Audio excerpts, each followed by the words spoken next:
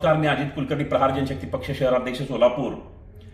पुण्याच्या लाचलुचपत प्रतिबंधक विभागाने जे काही नायब तहसीलदार असतील चंद्रकांत हेडगिरे यांच्यावर कारवाई केली. 60,000 रुपयाची त्यांनी मागणी केली होती. त्या 60,000 रुपयाच्या मागणीच्या तडजोडी अंती 40,000 रुपयावर तिथं एका म्हणजे त्यांच्याच मंडळ अधिकाऱ्याला महसूलमधल्या की 60,000 मागितले, 40,000 वर तडजोड झाली आणि 40,000 वर तडजोड करून 40,000 घेत असताना लाचलुचपत प्रतिबंधक पुणे विभागाने त्यांना रंगे हात पकडलं. इथल्या सोलापूरच्या लाचलुचपत प्रतिबंधक विभागावर लोकांचा विश्वास राहिला नाही, जनसामान्यांचा विश्वास राहिला नाही असं यामधून दिसून येतं.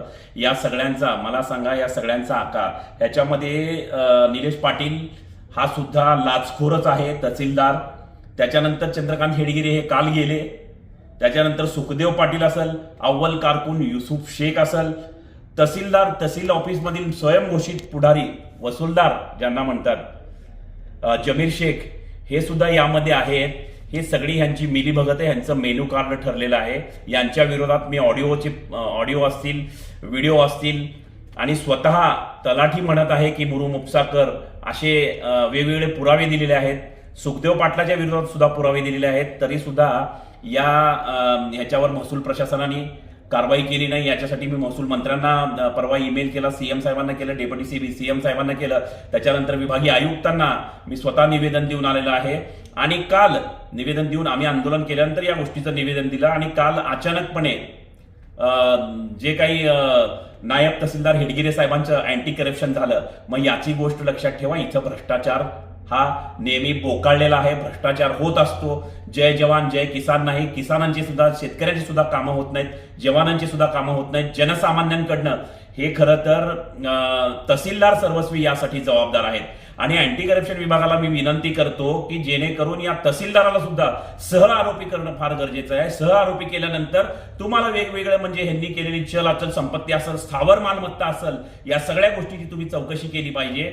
जेणेकरून हा तहसीलदारच सर्वस्वी आहे. पैशाची मागणी, मला सांगा, एखादा थंब करायचा असेल, एखाद्याचं नाव लावायचं असेल तर तहसीलदार पाहिजे, एखादी सही पाहिजे असेल तहसीलदार, एखादी ऑर्डर काढायची असेल तहसीलदार. म्हणजे यांची सगळ्यांची मिली बघत आहे. तहसीलदारच सांगतात मेनू कार्ड देऊन याच्याकडनं एवढे पैसे घे, त्याच्याकडनं तेवढे पैसे दे.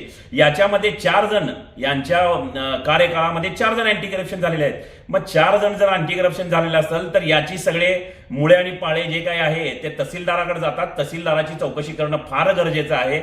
जेणेकरून आम्ही एखादं आंदोलन केलं तर 4-4 आणि 5-5 आम्ही आरोपी होतो. त्यामध्ये माझ्याबरोबर अनेक जणांना आरोपी केलं जातं. एक उदाहरण सांगतो. तर मला सांगा की जर हेडगिरे साहेबांनी लाच घेतली तर हेडगिरे साहेब कुणाच्या अंडरमध्ये येतो? तहसीलदाराच्या अंडरमध्ये. तहसीलदारावर का कारवाई होत नाही? तहसीलदारावर कारवाई करणं फार गरजेचं आहे. तहसीलदारावर कारवाई होणं फार गरजेचं आहे. उत्तर तहसील या गोष्टीसाठी उत्तरचे आपले आमदार विजयकुमार देशमुख यांनी सुद्धा एलएक्यू केला होता हा विषय. तरी सुद्धा यांची चौकशी होत नाही. जिल्हाधिकाऱ्यांना सुद्धा पत्र दिलं, चौकशी होत नाही. तर अँटी करप्शन ब्युरोचे कोणी महासंचालक असतील, पोलीस महासंचालक, अँटी करप्शन ब्युरो, तर यांच्या कार्यालयासमोर मी मोठ्या प्रमाणात अचानकपणे आंदोलन केल्याशिवाय राहणार नाही, हे या माध्यमातून सांगू इच्छितो. कृपया करून या तहसीलदारला टार्गेट करून तहसीलदारवर कारवाई करणं हे फार गरजेचं आहे. कार्यालयीन प्रमुख म्हणून हा तहसीलदार आहे. कोणी जरी अँटी करप्शनच्या जाळ्यात गेलं किंवा कोणी जरी खंडी मागितलं, तहसीलदार हा सर्वस्वी जबाबदार म्हणून तहसीलदारवर त्याची चौकशी करून चल अचल संपत्ती, स्थावर मालमत्ता, त्यामध्ये सुखदेव पाटील असतील आणि सुखदेव पाटील, अव्वल कारकून युसुफ शेख असेल, तहसीलमधील स्वयंघोषित वसूलदार जमीर पुढारी असेल, यांचे पण 1-1 कोटी रुपयाचे बंगले, या सगळ्या गोष्टीची चौकशी होणं फार गरजेचं आहे. अचानकपणे म्हणजे एक आगळं वेगळं आंदोलन मी डीजी ऑफिस लाचलुचपत प्रतिबंधक या कार्यालयासमोर करणार आहे. त्यांच्यावर कारवाई नाही झाली तर या माध्यमातून सांगू इच्छितो. धन्यवाद.